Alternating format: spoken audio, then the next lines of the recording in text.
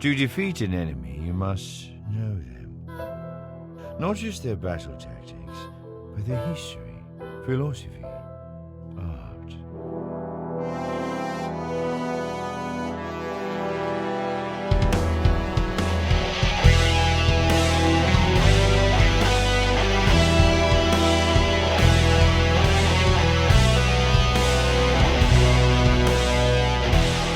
Welcome to the Chiss Ascendancy podcast.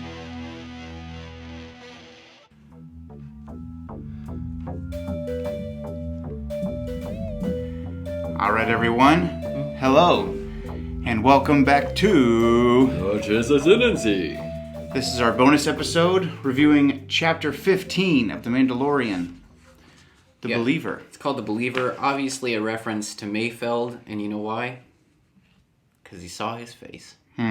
Saw Mando's face. Now he's a believer. Now, Not a trace. no doubt in his mind. Not a trace. If you don't know what we're referencing, it's the Monkees. It's the late 60s American retaliation to the Beatles. Terrible TV show. Some banger tunes. Check them out. Before we get too deep into everything, I would just like to say... Called it. Bruh. Freaking nailed it. Good job. So the hype train, the Chiss Ascendancy Believer train grows and keeps rolling, baby. Keeps on rolling. You can't stop a coal train. Can't stop a coal train. That's what they used to say back in Gears of War. So, overall thoughts.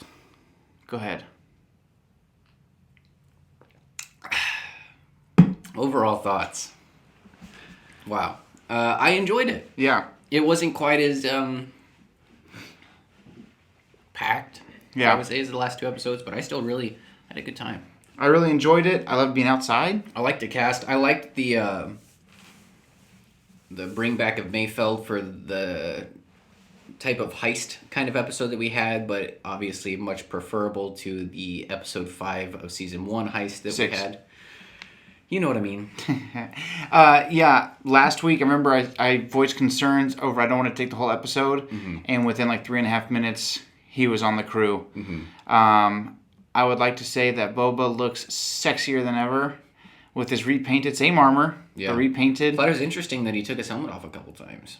Yeah, he's over You it. just never see him do it, you know. And Right. Yeah, he seems like he's, as a person, maybe just had some life-altering events here in the recent history of his life. That was cool because the green seemed a little bit different than the normal green of Boba Fett. The red or maroon or whatever seemed a little bit different. Everything seemed matte, but much like more vibrant. I think maybe because of the black undergarments. It could have been that too. The black undergarment looks amazing. His armor looks fantastic. The EE3 was back. What did you think about that? Yeah, I did. I texted you about it as soon as I saw it, and I was like, they brought it back. The E3. So overall thoughts, I really enjoyed it. I really loved Mayfeld's character. I was kind of like, oh, here we go. Like, I like Bill Burr, and I think he's a funny comedian.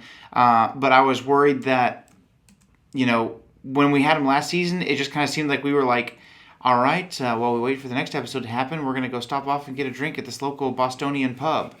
And the whole episode was like, yeah, Boston things, and yelling, and some more stuff. Like, that's what it felt like, And I thought that the character development and the acting by Bill Burr in this episode was really, really good. Mm-hmm. And some amazing, amazing character development for the Mandalorian. Yeah. His priorities are aligned. Yeah. He knows what he wants. Well, different, for sure.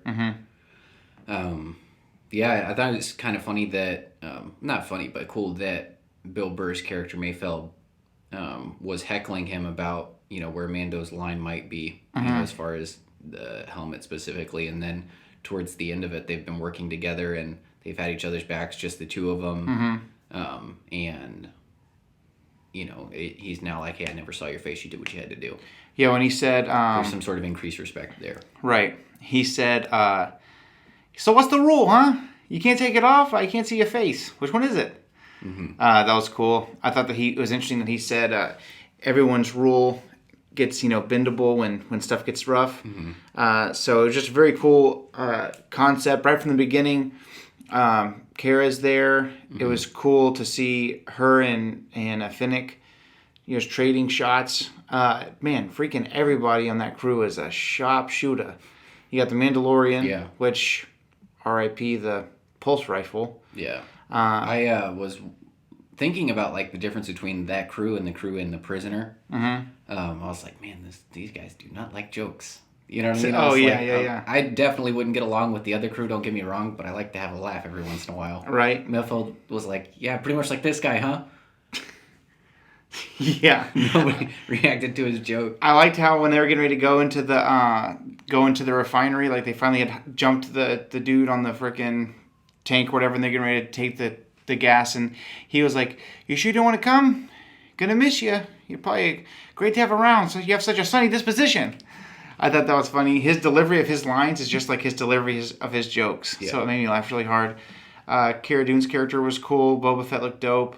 And dude, between freaking Finnick and Cara and Mayfeld, there was like, dozens of killer sniper shots in that whole episode.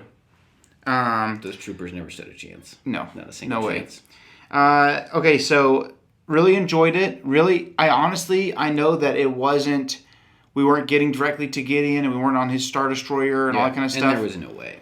But I feel like the story moved forward, and I feel like it was important that we just saw how much the Mandalorian has changed. Yeah. We got a lot of character development out of Din Djarin in this episode. And so that was very, very cool. Standout moments for you. Obviously, seismic charge. I saw it coming, bro. From like a week ago, but I saw it coming when those ties came out after Slave One. I was like, do it. Do it. And then he was flying straight up, and I saw it from the other side, and I was like, do it! I was literally yelling in my bedroom like this. My hands over my head.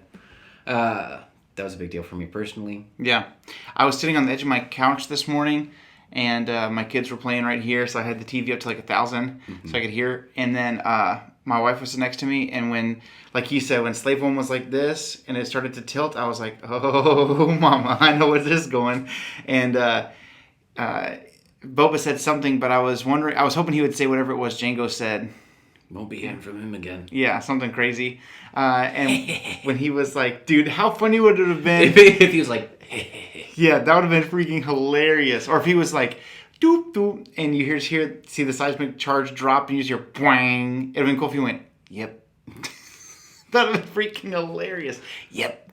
But the standout moments for me, the moment the seismic charge was like the coolest as far as like, yeah, we call it again. Right. But the most impactful was when he pulled the old switcheroo on Gideon. Delivered the same speech. The top three, I would say when he was pulling you have no clue what you have over his values to me, I was kind of like, I was really getting, not like cry emotional, but I was getting passionate. I was like, yeah.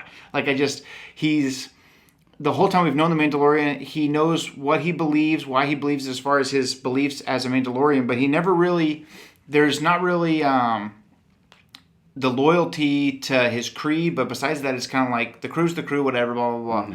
But to see him be like, whatever I've got to do to fix this for the kid. The difference was that he's not just calling him the kid. They were like, he's got his kid.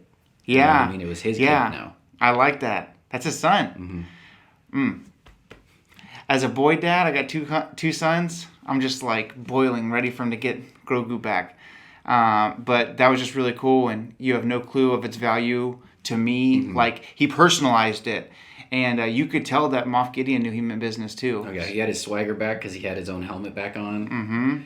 Yeah, you used to think that he was just, like, strong and silent type, but it turns out without the helmet on, he just looks like a straight moron. Trying to figure out what he's trying to say. He's like, duh, my number. What was the question? He did not have that thought out going in there. Thank God Bill Burr was there to smooth talk him. Yeah, it was crazy because I did like how Pedro Pascal did a great job moving his head like he had a helmet on. So that was really cool.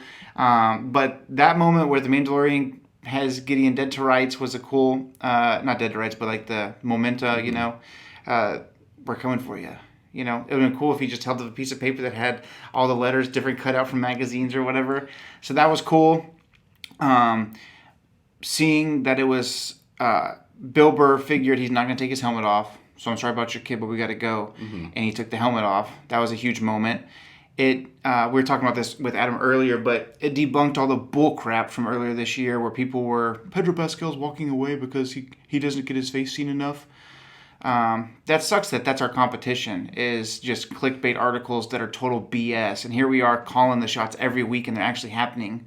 But whatever. And then the third one that I really loved was, Bill Burr's acting when they're at that table having a drink with that douchebag Imperial commander. When he was like, yeah, what about the regular folks? What about them? What about this? I was waiting for him to start doing a comedy bit, but his acting was so good there. And when I looked over at Macy and I was like, uh-oh, he's going to kill this guy. He's having some serious flashbacks right now. So that was really cool. And he just reaches across the table and just goes, Dude, I thought it was so funny when Mando, because he's usually the shoot first and ask questions later kind of guy. When Bill Burr shoots the guy, he goes, yeah, he looks at him like, what are you doing? and I thought it was funny. We had the short trooper in the background. And he's like, he had his helmet off, and he had his drinking tray, and he's just like. It would have been funny if he dropped the tray and ran off, like if he had to turn in his weapon during the mess hall or something funny like that. But those are my top 3 moments. I think the moment that I was the most like, oh, was probably the Bill Burr thing when he was just acting, and all of a sudden he just goes, boom, and just shoots him. Yeah. You played. How much did you play Star Wars Battlefront? The EA games? No. So the little name drop of Operation Cinder was a really big deal. Which, if you aren't familiar with it, is basically if the Emperor was killed, there was a Sentinel droid that was basically like a floating Imperial Guard that had a face that showed, it was a recording of Palpatine, and he launched Operation Cinder, and it's basically, the idea is there are worlds that are important for one reason or another to the Empire, to the New Republic, or I guess the Rebellion at the time, and they shoot these crazy beams at the planet, and it really is, it's a environment disruptor.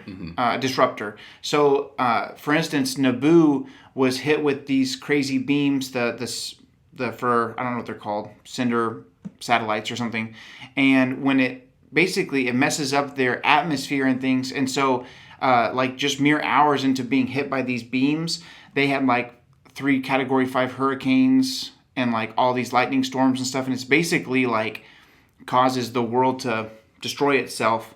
And so Mayfeld was there during some of that, and I guess he realized it killed everybody. Like it wasn't just the natives that they were fighting for no reason, which you could tell he felt bad about, but it was also, the 5 or 10,000 men who were with me. Dude, so that was a really cool thing. I really liked Mayfeld's character. I already liked Bill Burr, but I wasn't super stoked about Mayfeld's character after last season, but this episode really did a lot for me. Yeah. All right. New characters, not really. We had those pirates. We had the villagers. We had the commander. I guess is like the only real new character that we had worth mentioning at all. Yeah, I can't remember his name, but yeah, the commander that Mayfeld wasn't a fan of. He was a good actor too, though, because I really hated his guts from the get-go. Yeah.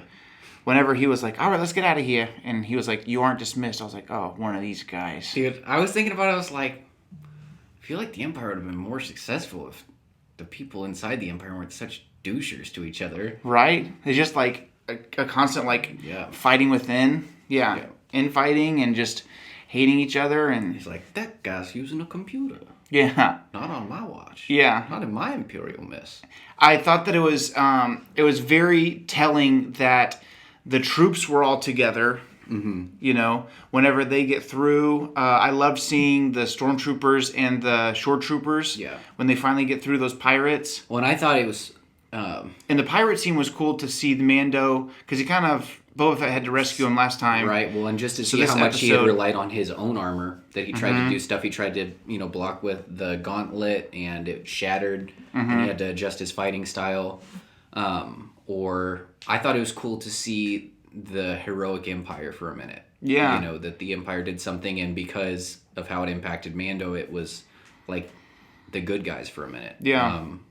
Because we have certain times in Star Wars where we see the dirty side of the rebellion, but it's very rare that we get to get a glimpse of the Empire as the good guy. You know, that there sometimes is an order that they're trying to instill, and obviously long game they're still trying to be total a-holes to the rest of the galaxy, but it was just cool to see the camaraderie in there. Yeah. You know? Well, like the campaign for the original Battlefront 2 where you're on Hoth and you're like, this was for our brothers who died on the Death Star. I was like, yeah, throw one down for our brothers who died on the Death Star. Pour out some spotchka for me. Yeah. So seeing that, like you said, that side where the stormtroopers, once they finally got rid of those pirates, but once they got rid of those guys, and all of the troopers were like impressed by their driving and fighting, and they were standing there saluting and cheering them on. That was really cool, and it was very indicative of the internal problem where, you know, who cares about those guys once you're in the upper class officers. Yeah. And it kind of reminds me a lot of the difference between the Imperial officers, for the most part, and Thrawn. That whenever Thrawn would take over a new ship, it would take him a long time to get a taste for him because his leadership style was so different. But by the time he was either promoted or, you know, he moved on somehow, everybody was better for it, loyal to him because he didn't just want to do whatever was right for him. He was looking out for everybody in the crew. I feel like everybody's better at their job because if you fail, it's a learning time. As long as you're trying, if you fail, we can learn from it. You know? Yeah. Well, and I'm listening to Heir to the Empire again, and he says to Captain Pelion, he said, "You're too used to serving under Darth Vader. I really don't mind if somebody has a better idea than me. You know, as long as it's the better idea." Right. Yeah, that's just a totally different leadership style, and that was not apparent with the folks in today's Mandalorian episode. Right. So he was probably the biggest new character, I would say, other than Boba's new sexy armor. I love that he kept the black undergarment, and so that was really cool. I do like that he's not like doing every single thing. Did you catch the joke about the facial recognition? For Boba? Yeah. He's like, let's just say they know my face, which is funny because like all the clone troopers ever. Yeah. So that was funny. Okay, ratings. I'm gonna give this one a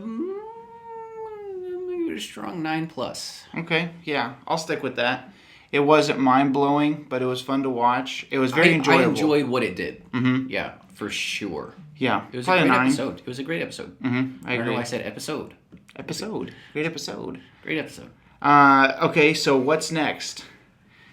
We're cutting it close, man. We're moving to freaking Gideon, dude. Yeah. We're moving right along. I mean, it's... Sometimes an episode will end and we don't know where it's going to go because it kind of ends open-ended, but they've got the coordinates. He's already sent out the call from Taken. May as well have been Liam Neeson in the armor. I think there's only one place that it's going, and it's the big bad showdown. We're going to get to see the Dark Troopers in earnest. We're going to see... Dark Troopers versus Mandalorians. I want to see... It's one thing commanding a ground assault. I want to see what Gideon can do in space. Yeah. That sounds super dorky, but commanding, it's different in space. So I want to see what Gideon's got. If he pulls out that Mark Sable, I'm gonna have a moment. I want to see that. I want to see. I mean, obviously they're gonna have to go with more firepower than just Slave One because we saw what that Star Destroyer did to Razor Crest in one hefty sneeze. Yeah. I mean, that's just where it's going, that we're going for Grogu. So what do you think as far as, do you think that the episode will have a conclusion? No, I don't think it's going to be satisfactory at all. We're going to be hurting. Yeah. We're going to be hurting for a year. A freaking year, bro. Yeah. It's there. I just don't think that there's a way, especially now that they've announced that there's other shows that are going to intersect with Mandalorian. I think they're going to wait for those things to catch up because I think Ahsoka's going to have a role to play in the resolution of this particular plot line. And I think the New Republic's going to have a role to play in it, especially now that Cara Dune's on the team and she's officially New Republic. And I think it's just they're going to have some sort of reinforcements because the New Republic has a vested interest in this in one way or another because it's a strong person in the Imperial Remnant. Yeah, it's shocking to me that why wouldn't the Mandalorian, now that his slate's better or worse clean with the New Republic, why wouldn't he get Kara to be like, hey, contact your buddies, you know? Yeah. Because if Gideon's whole... Well, we don't know where he is. So that's a big to-do, because what if he's like at an Imperial holdout and it's more than just his ship now? Yeah. But think about that. Like, you have New Republic folks who...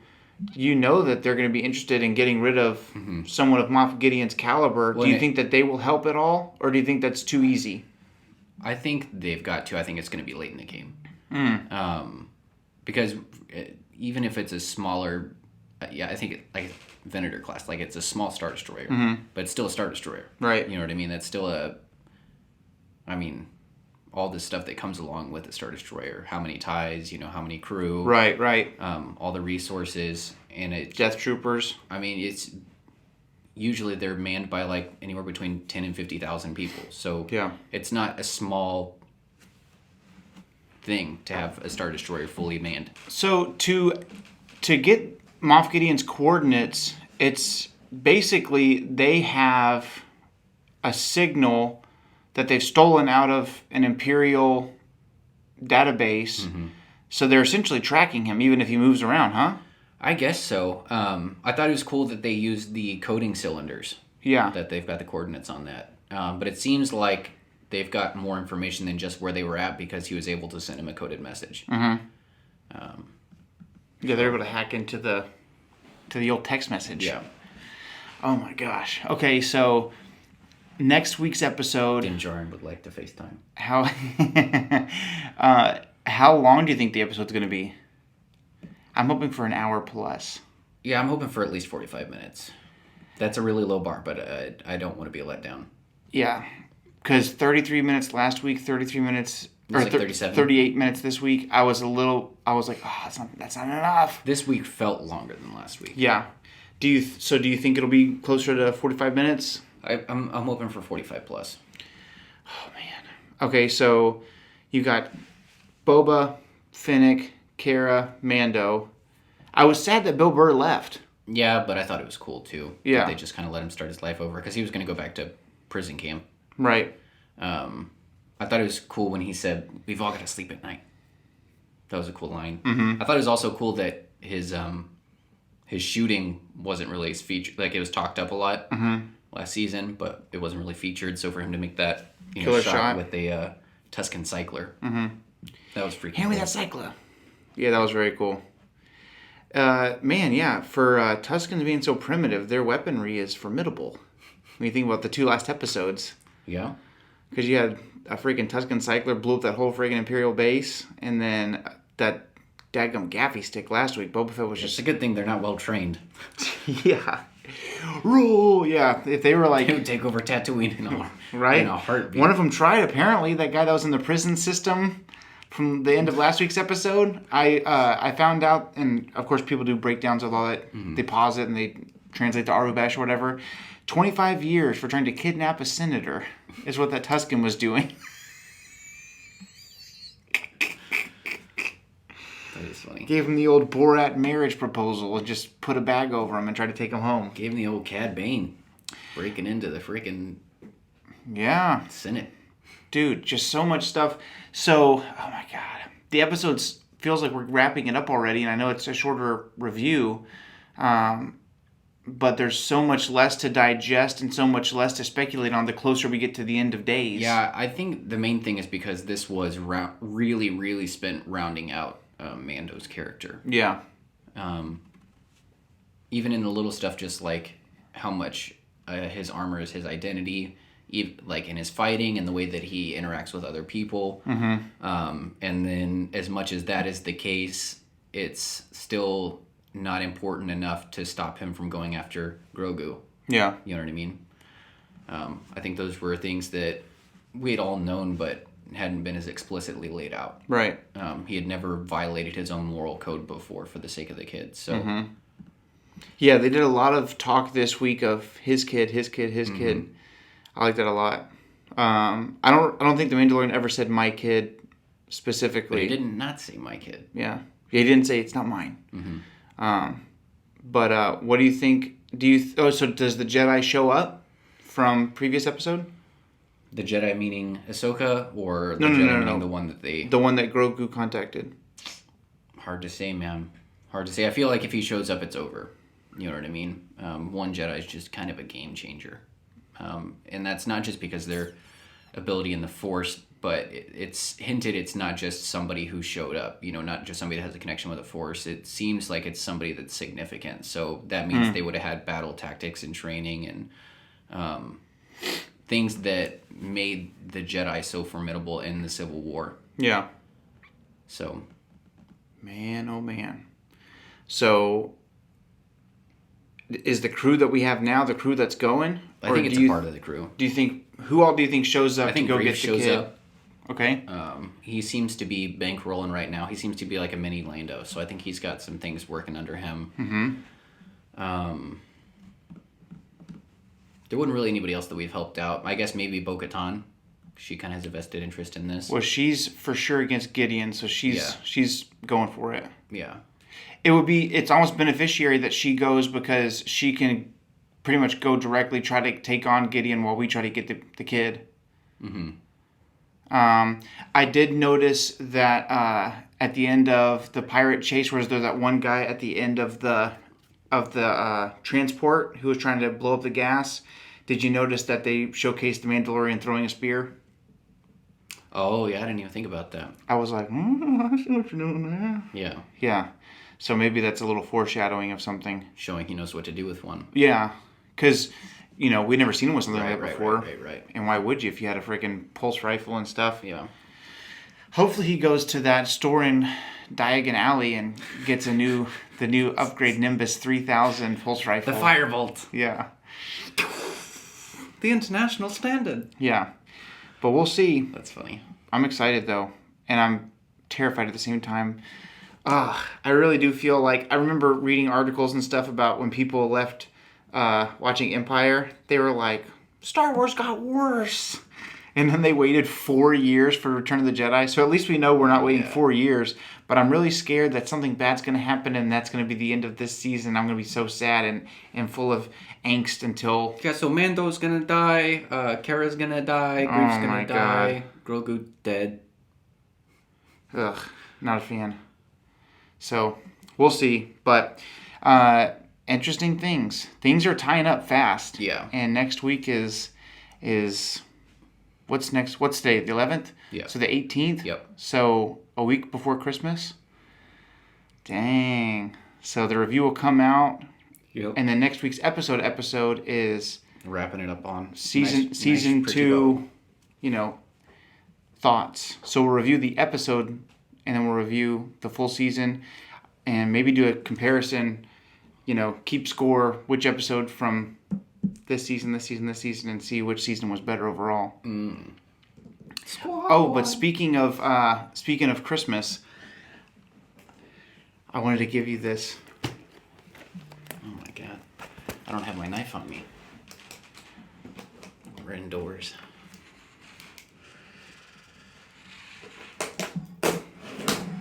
This is your Christmas present, but I thought it'd be fitting to give you on the air as it deepens your knowledge of things. All right, got a little guy. Is this yours? Are they both mine? They're both yours. Books. All right. A nice used. All right. Hey. No, I'm saying it's got some love. It means it's old. It means it's legends. Sorry to all the listeners who are getting The paper bag. All right. We got the Legacy of the Force series here. Yep. Ladies and gents. Ooh. That one's really good. I'm excited about this because I wanted to go back through Heir to the Empire. Mm-hmm. I wanted to re-examine my first love. Wow, this is exciting. So this is the order here. Is this for you because I was going to have to borrow all your books? No, it's because, I mean, you could borrow mine if you wanted. Yeah. But I did a little hunting. Dang, look at Mara Jade. And, that's not Mara Jade. It is, though. I did a little hunting because I wanted to find you the books, but I wanted to find them without the Legends banner. So if I were to go and get them for that's you, cool, man. they would I have the didn't notice Legends that. banner on them. Special bonus inside. 2 thrilling short stories featuring Darth Vader. Yeah. The one that is the coolest extra bonus is in the back of this one, includes Boba Fett, A Practical Man, which is him in one of his first acts as the Mandalore Oh, that is cool. against the Yuuzhan Vong. And there's a couple of young Jedi that get in Man, trouble. you're really putting the pressure on me to get that bookshelf I've been needing for like the last year. Yep. So there you have it. Thank you, man. But I knew that you had just finished from a certain point of view, and I know that there wasn't something new that you were looking at yet, and I know that you've been wanting to start this one. So Yep. there It's you about go. time I did it. Your first step into a larger world. Oh, that was a long time ago. Your next step into a larger world. Yeah, I'm excited. Just because like I said, I've been rereading Heir of the Empire, so kind of getting that taste for OG Luke again. And, Oh, he's in here. Yeah. Don't worry. Yeah. Cool little thing, sad but cool, is it's 3 authors. And it's like 1, 2, 3, 1, 2, 3, 1, 2, 3, right? Yeah. They each wrote 3 books. So Aaron Alston passed away Oh, shortly after the series after this. And so this is one of his final additions to the Star Wars universe. I Karen like that it Travis. still says Lucas Books on the back. That's cool. Karen Travis is one of my favorite Star Wars authors. She did Republic Commando, and every one of her books has Boba in it. So that's one of the coolest things. And then Troy Denning is a Star Wars staple, really great Star Wars author, and hasn't done anything with that I know of. He might have done something small, but nothing crazy since the Disney purchase. So this is my favorite all-time series. So I hope you like it. And there you go. So we'll be back in a week for our final Mando review. We gotta get it, man. And we gotta get it. It's going to be a crazy week until we get there, but we're getting there. So we'll see you guys next week for our final Mandalorian Season 2 review until next Christmas. And you know what? For better or for worse, whatever we get out of Mando next week, what we can always hold near and dear to our hearts.